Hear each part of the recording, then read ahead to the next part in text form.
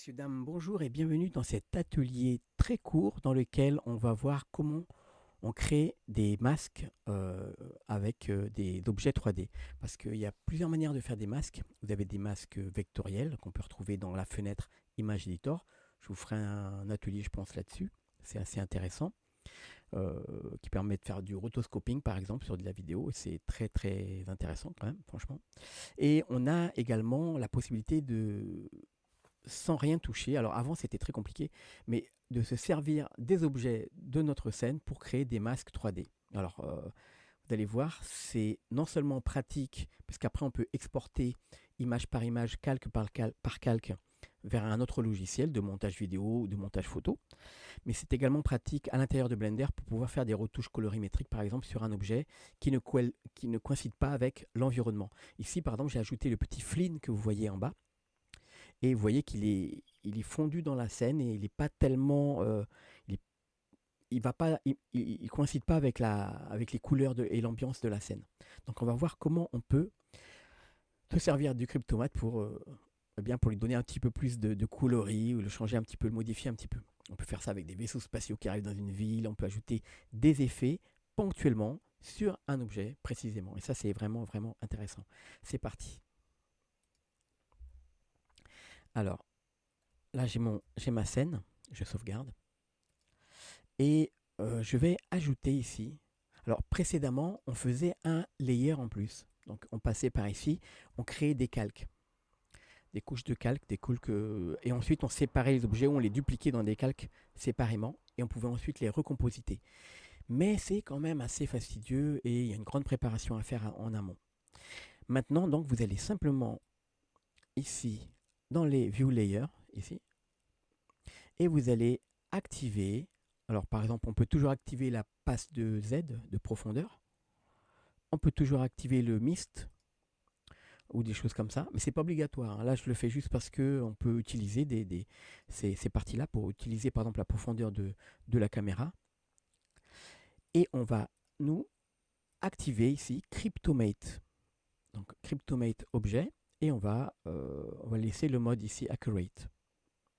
Je ne vais pas tester l'autre mode, mais celui-là il marche bien, donc on va le laisser comme ça. Donc vous laissez Accurate, vous cliquez sur Objet, et maintenant on va passer à la fenêtre Compositing. Vous voyez ici dans la fenêtre Compositing, mon Render Layer ici, il a été implémenté d'un crypto-objet ici. Si je décoche, il n'apparaît pas. Hein. Pareil le mist, pareil non, combiné c'est l'ensemble, le mist et objet. Alors crypto-objet ici donc va me permettre de séparer et de créer des masques par objet. Alors je vais ajouter Shift A, un masque Cryptomatte Legacy. Alors Cryptomatte normal, peut-être qu'il marche avec l'autre mode. Pour l'instant c'est celui-là qui fonctionne bien, donc Cryptomatte Legacy.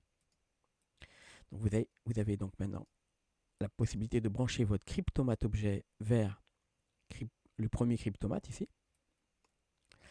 Et l'image, le rendu, vous le branchez sur image. Maintenant on va faire, vous allez ajouter, si vous ne l'avez pas déjà fait, vous allez ajouter dans les préférences Node Wrangler. Hein, Node Wrangler, et vous l'activez simplement. Hein. Il fait partie des add-ons de Blender qui sont inclus, il suffit de l'activer. Donc là, vous avez Node Wrangler activé. Donc si je fais Shift, flèche vers le haut avec CTRL, clic ici, eh bien j'ai ma sortie ici, View. Je vais faire un rendu pour voir ce que ça donne parce qu'on n'a rien pour l'instant dans le render layer. Il faut faire un rendu. Donc je fais F12. Pour moi, c'est la touche fonction Fn plus F12. Et on a notre rendu. Alors ici, si je veux voir mon rendu en fond d'écran, ici, je pourrais activer dans la vue ici, eh bien, le backdrop. Et je vois que, tiens, je n'ai pas bougé quelque chose. Hein. Backdrop, eh bien, il est actif. Alors du coup, je refais un rendu. Hop. Et je vais le brancher sur le viewer et je vois que j'ai pas d'image. Alors je vais créer simplement ici une fenêtre image editor. et je vais activer ici le Viewer Node. Ah, j'ai dû décocher quelque chose parce que là, du coup, j'ai rien du tout. Ah, il fallait cocher bien sûr Use Node, ah, ça c'est important. Donc je vais cocher Use Node et je refais mon rendu. Donc maintenant, il va utiliser les nodes. Alors là, on voit tout de suite le rendu au fond. Alors je peux garder ma fenêtre image ici de côté, c'est plus pratique pour ne pas avoir quelque chose encombré ici. Donc je vais désactiver ici le fond. Donc là maintenant, vous avez vu avec la version 2.41, là vous avez les petites vignettes comme ça, c'est assez pratique. Là, on a donc notre scène, on a branché notre Cryptomat, et maintenant on va faire un Shift, Ctrl, clic ici, et je rappuie encore une deuxième fois, et encore une troisième fois, clic.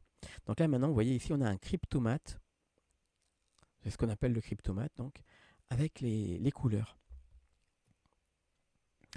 On va chercher ici à prendre ce petit personnage ici, et l'isoler. Donc je vais faire plus, je vais cliquer sur mon petit personnage, il me donne un identifiant ici, et maintenant je peux repasser sur image avec CTRL-SHIFT-clic. Là, vous voyez, il a isolé mon personnage. À partir de là, je peux ajouter ici, par exemple, un color mix ou ajuster, par exemple, la balance des couleurs. Je vais ajuster celui-là ici avec la saturation. Alors, je vais agrandir. Ici, je peux changer la couleur, la saturation et la valeur ici de plus ou moins sombre. Si je veux faire réapparaître l'ensemble, donc je vais le rajouter à ma vue ici, à mon rendu normal. Je vais lui ajouter par exemple ici un mix alpha over. Je le colle ici et je regarde ici mon rendu. Donc vous voyez, c'est mieux avec le prémule ici. Le prémule c'est pour les bords. Hein. Si vous voyez que les bordures elles sont... Bah, c'est mieux comme ça. Si les bordures sont un petit peu trop crénelées ou apparentes, vous cliquez ici, donc ça les enlève. Et là maintenant je vais pouvoir encore ici, vous voyez, coloriser. Plus ou moins saturer mon personnage, modifier sa teinte et la valeur. Donc vous voyez qu'on peut utiliser après toutes les options de notre compositing ici, par exemple pour ajouter des effets.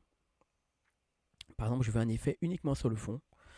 Eh bien, je peux ici ajouter un effet séparément, donc uniquement sur le fond. Par exemple, je vais mettre du glare, donc les effets d'étoiles brillantes, uniquement dans mon fond ici. Le mix, ici, je vais l'augmenter, hop.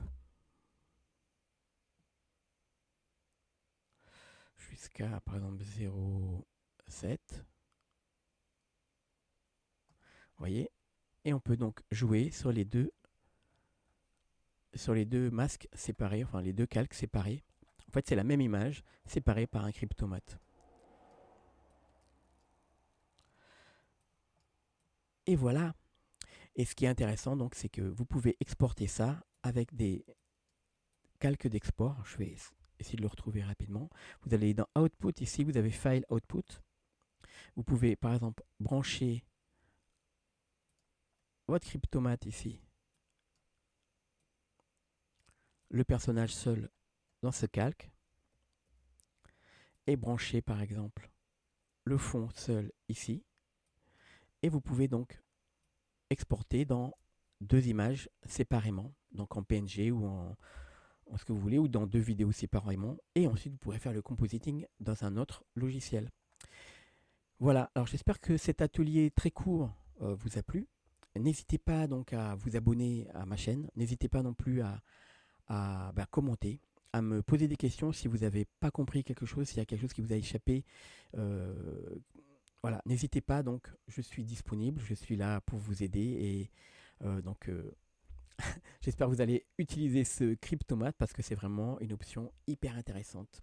Alors, bon blends à tous et bon week-end. Ciao.